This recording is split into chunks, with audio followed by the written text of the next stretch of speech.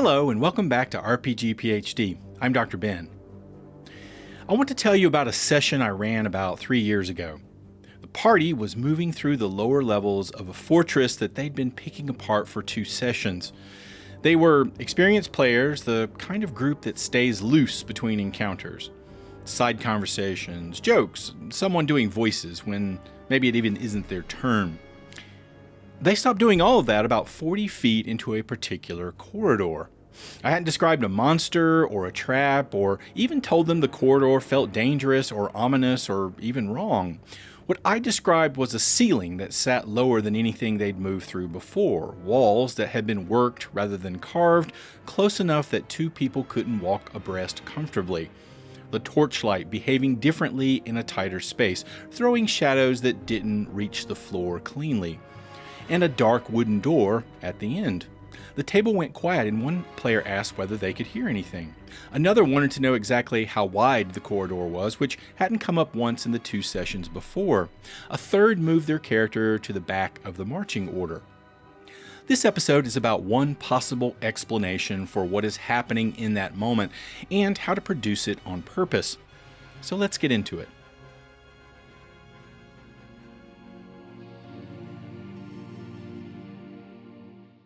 In 1975, a geographer named J. Appleton published a book called The Experience of Landscape. He was trying to answer a question that had bothered aesthetics theorists for centuries. Why do humans find certain environments beautiful and others unsettling? And why is that response so consistent across different people and cultures? His answer was evolutionary. We respond to landscapes the way we do because our ancestors survived in them. Whether a landscape reads as safe or threatening comes down to 2 variables: prospect, the ability to see, and refuge, the ability to hide. That's the entire framework, at least at its core. A high hilltop with a clear view in every direction gives you prospect. A cave at the back of that hill gives you refuge. The savanna with scattered trees, prospect in the open ground, refuge at the tree line. The bay with cliffs rising behind the beach. Refuge at your back, prospect across the water. Appleton argued that environments offering both of these at the same time read as beautiful, even safe to the human nervous system, because they're the environments where our ancestors could see threats coming, and they had somewhere to go when they did. Pull either variable away and something shifts. High prospect with no refuge means you can see everything, but everything can see you. There's nowhere to go, and the body registers that as exposure. Think about the last time you sat with your back to a busy restaurant. You might have moved or wanted to. That instinct is what Appleton's theory is referring to. Low prospect with high refuge means you're hidden, but you're also blind. The threat could be 3 feet away, and you wouldn't know it until it was too late. That's claustrophobia at its root. The refuge has become a trap. And then there's the condition that produces the most dread of all: no prospect and no refuge simultaneously. Nowhere to see, nowhere to hide, open fog, darkness without dark vision, a featureless plain at night. This is where psychological horror lives, and it lives there because it removes both of the variables the nervous system depends on to assess safety. For the table, these 4 conditions relate to spatial types a game master can design toward. High prospect, low refuge. The party enters a vast underground chamber. The ceiling is 40 feet up. The floor is flat, featureless stone. There are exits at the far end, maybe 100 feet away, and nothing between here and there. No columns, furniture, or deep shadows, enough to step into. They can see everything. They can also be seen from everywhere. So the description to aim for: long sight lines named explicitly, and then the explicit absence of cover. You can see the far doors clearly. There's nothing between you and them. Low prospect, high refuge. The party moves into a space crowded with things: collapsed shelving, hanging cloth, overturned furniture, a ceiling low enough that the tallest character has to watch their head. There are a dozen places to step behind, or under, or into, and they can see maybe 10 feet in any direction before the clutter closes off the sight line. Whatever is in this room with them could be 4 feet away. The description here prioritizes the interruption of sight lines. The shelving is close enough together that you lose the room past the second row. The refuge is present, the prospect is gone. Your players might start asking what else is here before you have finished the description. Neither. The party steps out of the corridor into open water, knee-deep, spreading in every direction, no visible walls, a light source that reaches maybe 15 feet before the dark takes over, no cover anywhere in that radius. It tells the players' nervous systems that the environmental contract has been broken. There is no safe position available. In this view, used at the right moment, it produces a quality of uneasiness that a monster in the room simply doesn't match, because the monster is a specific threat and this is a spatial one. Or maybe both. The safe room, this one is as important as the others, and it's the one some game masters underinvest in. The party needs to know what spatial safety feels like, or the absence of it won't register. A room with one entrance they can watch, walls close enough to feel solid, enough space that they're not on top of each other, and a light source that actually reaches the corners.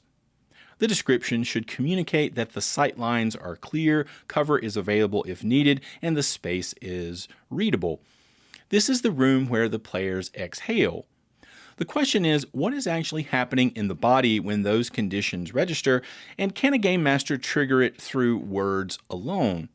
That's where the next piece of research comes in. Roger Ulrich was a researcher in environmental psychology, and in 1984 he published findings from a study that seems almost too simple to be significant. He looked at hospital patients recovering from surgery. Some had rooms with windows overlooking a small stand of trees. Others had windows facing a brick wall. Same hospital, procedures, and staff. The patients with the nature view recovered faster, needed less pain medication, and had fewer negative notes in their charts. Ulrich kept pulling at that thread. What he eventually established across multiple studies is that exposure to natural environments, water, vegetation, open sky, produces measurable reductions in physiological stress markers. Cortisol drops, heart rate slows, recovery from stressors accelerates. This held across different populations, environments, and delivery methods. The effect was consistent enough that it became a foundational principle in healthcare facility design. The piece that matters for game masters is this: the body responds to more than threat. It also responds to the presence or absence of natural elements as a signal about whether recovery is possible. At the table, many game masters instinctively describe safe spaces with firelight and stonework, a tavern with a hearth, a camp with torches. These descriptions communicate shelter, but they might be working against Ulrich's findings. The description that produces the deepest physiological sense of relief pulls in natural elements as well. The inn where the party finally rests after 3 sessions might have a window, rain on the glass, a courtyard with something growing in it, the smell of wet earth coming through the door. Those details are doing psychological work that maybe warm fire and a hot meal doesn't communicate. Maybe the next dungeon that follows should have none of those elements, and the game master should describe their absence deliberately. Air that doesn't move, silence that has no natural texture to it, stone that absorbs the torchlight without giving anything back. The contrast between those two descriptions is the mechanism. Players who spent time in the inn with the rainy window might feel the dungeon differently than players who rested in a featureless room and recovered their hit points. The party is preparing to descend into a flooded mine complex, somewhere the game master wants to feel oppressive. Right before they camp at the mine entrance, the game master describes it as a natural hollow in the hillside. There's a spring nearby, audible but not visible, moss on the rocks. The entrance to the mine itself is 30 feet away, and the party can see the dark from where they're sitting. That description gives them Ulrich's recovery signal and puts the threat at a specific distance. The moment they cross into the mine, the game master strips every one of those elements. The water is still present underground, but it's standing water, not moving. The smell shifts, the moss is gone, the air stops. One transition described carefully, and the dungeon has already done some interesting mental work before the first encounter. Now, what neither framework addresses is how players orient themselves inside a space they can't see all at once. Kevin Lynch was an urban planner at MIT, and in 1960 he published The Image of the City after spending years asking a deceptively straightforward question: How do people actually experience moving through urban space? His method was to interview residents of Boston, Jersey City, and Los Angeles about how they navigated their cities, what they remembered, what they used to orient themselves, and where they got lost. What he found is that people don't experience a city as a continuous field of information. They build mental maps, and those maps are anchored to 5 specific types of elements. First is paths, the routes people move along. Streets, corridors, rivers, train lines. Paths are the skeleton of the mental map. And then there are edges, boundaries between zones, a river that separates 2 districts, a wall, a change in terrain. Edges tell you when you've crossed from one kind of space into another. Then districts, areas with a recognizable shared character. The warehouse quarter, the old town, the market district. And nodes, focal points, usually intersections or gathering places, the town square, the crossroads, the central chamber where 3 corridors meet. And landmarks, fixed reference objects used for orientation. The tower you can see from anywhere, the statue with the broken arm, the door with the iron cross burned into the wood. Give people environments rich in those 5 elements, and they navigate it more confidently. Remove them, and something specific happens. The mental map has a hard time forming. People lose track of where they've been relative to where they are. They might start doubling back without meaning to, or lose confidence in their own spatial memory. Tabletop game masters produce this accidentally all the time. A dungeon where every corridor is 10 feet wide and described the same way. A city district where every street is narrow and cobblestoned. A cave system where the party has been moving for 40 minutes and can't reconstruct their path. The players might be lost because the environment has no Lynch elements to anchor to. That's the accidental version. The deliberate version is considerably more interesting. A horror dungeon designed with Lynch in mind removes elements in sequence rather than all at once. The first level has all 5, clear paths, distinct edges between zones, recognizable districts, reliable nodes, memorable landmarks. The players can map it. They feel oriented. Maybe the second level starts pulling landmarks. The statues are all identical. The doors are all the same. The nodes are still present, but the landmarks that distinguish them are gone. And by the third level, the edges between zones maybe have blurred. One district bleeds into another without a clear boundary. The paths fork in ways that don't resolve into a legible structure. The nodes are gone, and the players are now building a mental map out of nothing, and that map keeps failing them. That progression produces a quality of unease that escalates across the session, because the dungeon itself is creating the feeling of dread. Now, bring that into a campaign. The party has been hired to investigate a manor house where the staff stopped sending letters 2 weeks ago. The game master runs the approach deliberately. A long road through farmland, the smell of turned earth, birdsong, a stream crossing with clear water running over flat stones. The manor itself is visible from about a half-mile out, which gives the party prospect in Appleton's terms, but the game master is also banking Ulrich's natural signals in the players' nervous systems before taking them away. They cross the threshold into the manor house, and the game master describes the interior in a single, careful pass. The curtains are drawn, the fireplaces are cold, the kitchens, which should smell like something, smell like nothing at all. The gardens visible through the rear windows have gone to seed in a way that takes longer than 2 weeks. Every natural element that was present on the road is absent inside the house, and the game master might name each absence instead of reaching for words like eerie or unsettling. The players might feel the difference between the road and the interior as a physical fact before they've found real evidence that something actually is wrong. All 3 frameworks so far operate on the environment itself. The next one explains what all that environmental pressure is actually doing to the player's decision-making at the table. Albert Mehrabian and James Russell were environmental psychologists, and in 1974 they published a framework for understanding how people respond emotionally to spaces they occupy.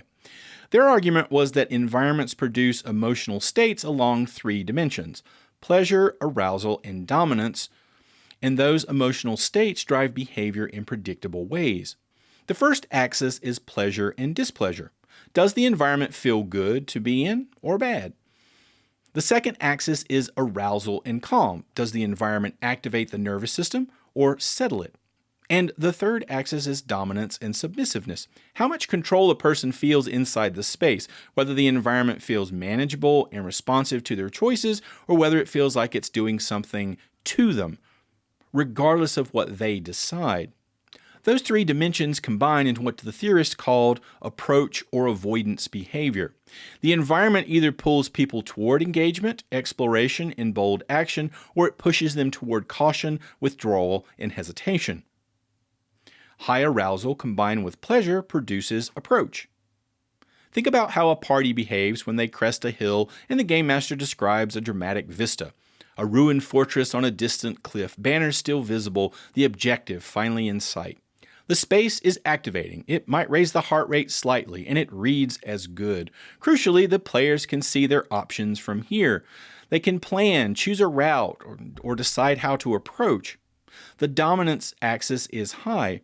Players might lean in and start planning or move toward the thing with momentum rather than hesitating. High arousal combined with displeasure produces avoidance. The same party described as being in a cramped chamber where the walls close in, the ceiling is pressing down, and something smells wrong without the game master specifying what, might create avoidance feelings. The nervous system in this view activates in the same way, with the same arousal level, but the pleasure signal is absent and the dominance axis has dropped with it. The players can't see their options. The space is pressing in on them, and the players might slow down or start checking things. They might even ask questions before they move, and the bold door kicker might suddenly want to listen at the entrance first. This is the mechanism behind something game masters often notice: why the same party behaves differently in structurally similar encounters depending on where those encounters are set.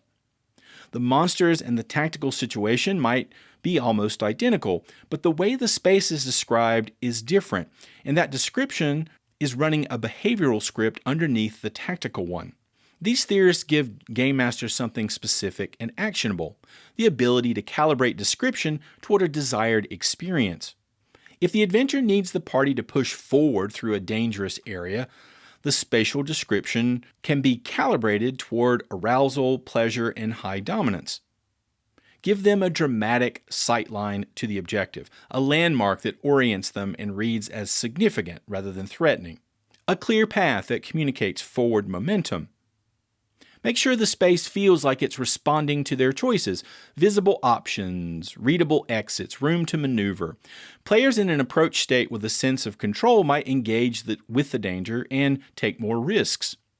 If the adventure needs the party to slow down, check their surroundings, and play carefully, the spatial description can be calibrated toward arousal, displeasure, and low dominance. Give them a space that activates the nervous system but withholds the pleasure signal and strips away the sense of control. Close the sight lines and remove the landmarks. Introduce sensory details that register as wrong without specifying why, and make the space feel like it's doing something to them because their choices don't seem to change what the environment is communicating. Players in an avoidance state with no sense of agency might become more methodical. They might send someone to scout ahead or discuss the marching order. The caution that emerges is a response to the spatial conditions the game master described. The party is moving through a villain's stronghold toward a final confrontation. Here are two options the game master has to approach the corridor. Option 1. The corridor is wide, the ceiling is high, and at the far end the party can see a set of massive double doors, clearly the entrance to something significant. Torchlight reaches the doors, the floor is clear, and the path is unambiguous. The players can see exactly where they are, where they're going, and what stands between them. This description produces approach behavior across all three dimensions. The space read as activating, it reads as good, and it reads as controllable. The players might move toward those doors with some momentum, maybe even with confidence, which might make the encounter on the other side land harder because they walked in feeling capable. Option 2. The corridor is the same length, but the ceiling drops halfway along. The torchlight doesn't reach the far end. There are alcoves at irregular intervals along the wall, just deep enough to suggest concealment, but the party can't tell from the entrance whether anything is in them. The doors, if there are doors, aren't visible yet. The players have no clear sense of what the space is doing or where it leads, and their choices don't seem to change that. This sort of description might produce avoidance behavior across all three dimensions. The space reads as activating, it reads as bad, and it reads as uncontrollable. The party might slow down, check the alcoves, maybe even pause and discuss how to proceed. That's useful if the game master wants the players to feel the weight of what they're walking into.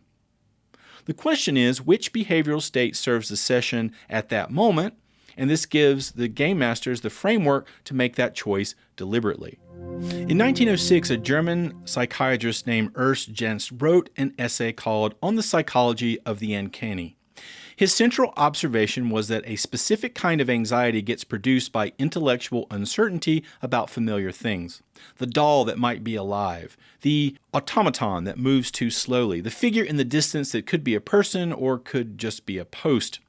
Jentz argued that the discomfort lived in the failure of categorization. The brain reaches for a familiar box to put the thing in, and the thing doesn't quite fit, and that gap is where the apprehension lives. Freud picked up the essay 13 years later and pushed the idea further. His 1919 essay Das Unheimliche, usually translated as the uncanny, kept Jentz's core insight but located the mechanism more precisely. The German word unheimlich is the negation of heimlich, which means homely or familiar, belonging to the home. Freud's argument was that the uncanny isn't produced by things that are alien, it's produced by things that are known, made strange. The childhood home that's been renovated into something unrecognizable. The face of someone you love rendered slightly wrong in a dream. Familiarity that has been corrupted without being replaced. The spatial application is direct. A dungeon that smells like a butcher shop, a cave with a child's shoe sitting upright near the entrance, unlaced as though recently removed. An underground chamber laid out with a dining table set for 6. Plates, cutlery, cups, a candle holder in the center with the candles burned down to the stubs. The chairs pushed back at angles as though the people sitting in them stood up quickly and didn't return. The food gone, but the smell of it still faintly present in the air, which shouldn't be possible given how much dust covers everything. These environments might produce creeping tension that overtly monstrous spaces don't, because the monster is recognizably other. The mechanism is specific. Familiarity lowers the guard, and then the wrongness triggers the alarm. The player's brains reach for the familiar category, almost land on it, and then register that something doesn't fit. That failed categorization is Jentz's gap and Freud's corrupted Heimlich, and it produces a quality of foreboding that bypasses the tactical brain entirely. There's nothing to fight or to roll against. There's just the room that shouldn't exist, and the shoe that belongs to someone smaller than the party, and the faint smell of food that shouldn't be there. This is also where liminal space becomes a design tool. The word liminal comes from the Latin limen, meaning threshold. Liminal spaces are architecturally in between, things like corridors, stairwells, waiting rooms, loading docks, the stretch of road between two towns. They're designed for passage, and their purpose is to be moved through. When you linger in a liminal space, something registers as wrong before the conscious mind identifies why, because the space is communicating that you should already be somewhere else. The internet horror genre built around the back rooms understands this precisely. The back room's aesthetic is office carpet, fluorescent lighting, the faint hum of ventilation systems, the smell of old carpet cleaner. These are deeply familiar elements. The horror isn't the elements themselves, it's those elements in a context where they make no sense. Underground, without exits, without other people, extending in every direction without variation. So here are some specific techniques for building liminal space at the table. Describe the corridor before describing what's at the end of it. Give the transitional space its own description rather than treating it as the gap between two meaningful rooms. The corridor is where the dread lives. The room at the end is just the confirmation. Use sensory details that belong to transition rather than occupation. Echoes behave differently in spaces designed to be crossed rather than inhabited. Air moves in corridors in ways it doesn't move in rooms. The sound of something on the other side of a door is a liminal detail. It belongs to the threshold, not to either space the threshold connects. Deny the party a clear view of their destination. The corridor that visibly terminates in a door is a path. The corridor that bends out of sight or disappears into darkness or seems longer than the dungeon map should allow is a liminal space that has become wrong. Ground horror environments in the mundane before making them strange. Give the players the shoe before the monster. Establish the familiar element. Let the players categorize it and then corrupt the category. So now let's talk about some pitfalls of these theories. 5 frameworks is a lot of theory to carry into a session, so before you build your next dungeons around all of them, there's some failure modes worth understanding. The players might not notice. This is probably the most common outcome when game masters first apply spatial psychology deliberately. And it's the one likely to make a game master conclude the technique doesn't work at all. Spatial psychology is cumulative. One liminal corridor may not produce apprehension. The technique requires contrast and repetition to build its effect. A single well-constructed room dropped into an otherwise generic dungeon produces a moment the players might not register at all.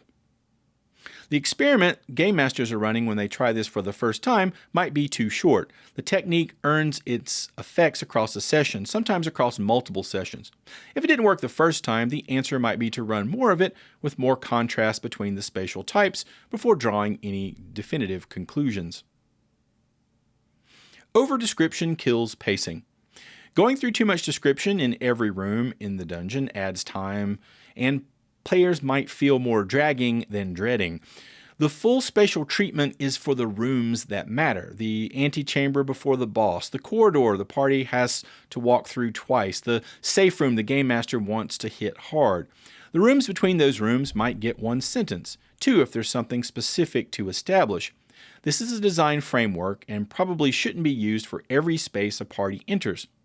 A useful rule of thumb is if the room doesn't have a function in the session's emotional arc, describe it in a few words and then move on. Ulrich's research was built on real environments. The physiological effects Ulrich documented came from actual exposure to natural stimuli. Patients with windows overlooking trees and people sitting near actual water. The cortisol reductions he measured were responses to sensory input. Whether a verbal description of running water produces the same reduction is an open empirical question, and the honest answer is that nobody has run that study in a tabletop role-playing game context, at least that I'm aware of. What the research does support is that natural elements carry associative weight that built environments don't. Players draw on the same frameworks they use in actual spaces when they process descriptions of spaces. The effect is real, but its magnitude through the medium of a game master's voice at a game table is uncertain, and game masters should hold the technique with that uncertainty in mind. This is also why images and sounds of the environment are also helpful here. Lynch's framework was designed for cities. His 5 elements, paths, edges, districts, nodes, and landmarks, were developed from interviews with people navigating large cities. They applied cleanly to large-scale environments with hundreds of spaces and multiple navigational scales. The framework is useful at the table as a diagnostic rather than a blueprint. If the party is consistently confused about where they are and the game master can't figure out why, checking for Lynch elements is a fast way to identify a potential problem. Are there landmarks or paths distinguishable from each other? Is there any textual difference between zones? If the answer to all of those is no, the players might be lost because the environment gave them nothing to anchor to, and that's fixable. As a generative design tool, Lynch works best for larger environments. A city district, a sprawling dungeon complex, a multi-level structure the party will return to across multiple sessions. These frameworks predict tendencies, not individuals. These theorists were all working with populations. Their findings describe what happens on average across groups of people. A player who has claustrophobia might respond to an enclosed spatial description in ways that go well beyond the intended disquiet and into actual discomfort, or maybe not. A player who grew up in a rural environment with a deep associative relationship to natural spaces might respond to Ulrich's natural elements more strongly than a player who grew up in a dense urban environment. Or maybe not. A player who is tracking their spell slots and thinking about the next combat might process spatial description as background noise regardless of how well constructed it is. The frameworks tell you what to aim for. They can't tell you whether your specific players will feel it, and they can't substitute for watching the table. Alright, so now let's look at a step-by-step guide. Everything covered so far is descriptive. It explains what spatial conditions produce which effects. And this section is the build. So let's walk through building out a room. For the purposes of this example, the room is the antechamber to a lich's sanctum. The party has been in this dungeon for 2 sessions, and the game master wants the space to communicate that what comes next is categorically different from what came before. No monsters or traps in this room, just the architecture doing its job. So, step 1, assign the spatial type. Decide what emotional condition the room should produce using Appleton's 4 states: exposed, enclosed, liminal, or safe. This decision comes first because every other choice follows from it. A room described without a spatial type assignment will default to whatever details come to mind, which is usually generic atmosphere that produces no particular feeling in anyone. So, exposed. The party should feel visible, watched, and without cover. High prospect, low refuge. They can see everything in the room, and the room can see everything about them. Critically, nothing they do changes that. There's no position to move to, no cover to step behind, and no choice that improves their situation. Next, establish the ceiling. Write the ceiling before the walls or the floor or any objects in the space. Ceiling height sets the spatial register more reliably than almost any other single element.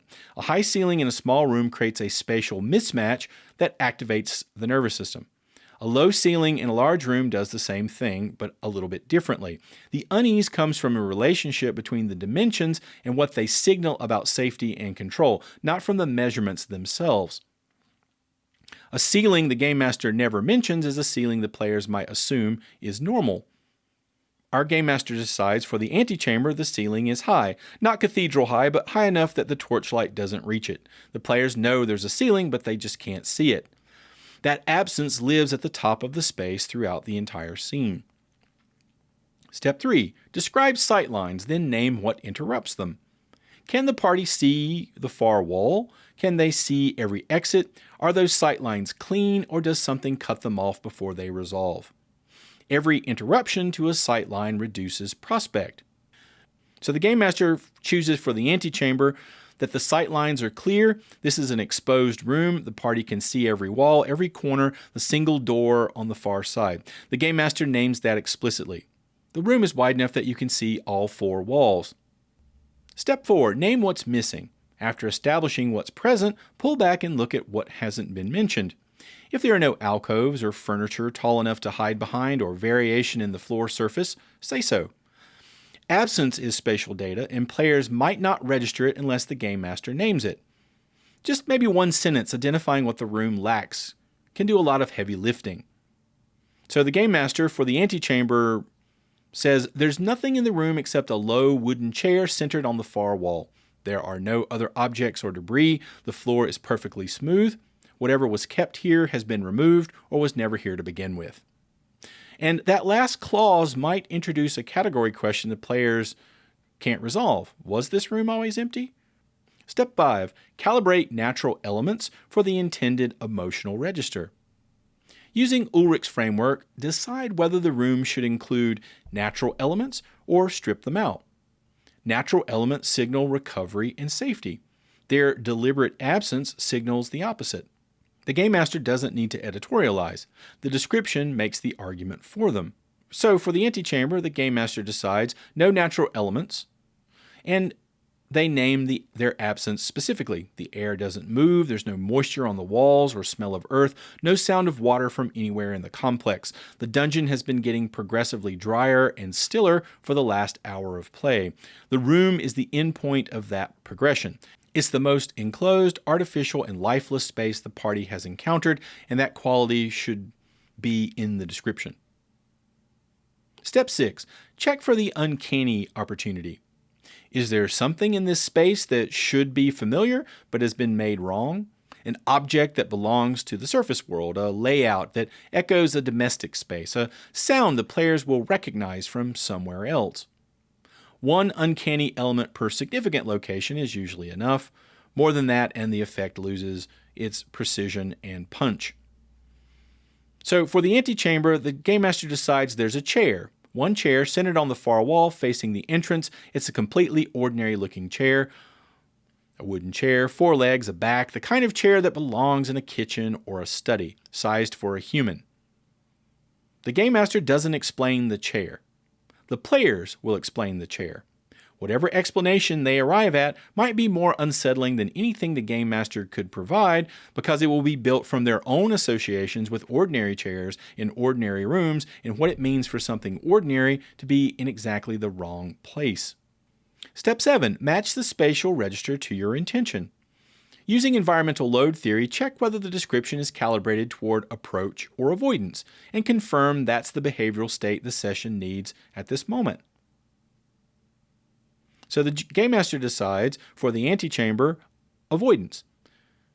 They want the party to slow down, assess carefully, and enter the sanctum beyond with full awareness of the stakes.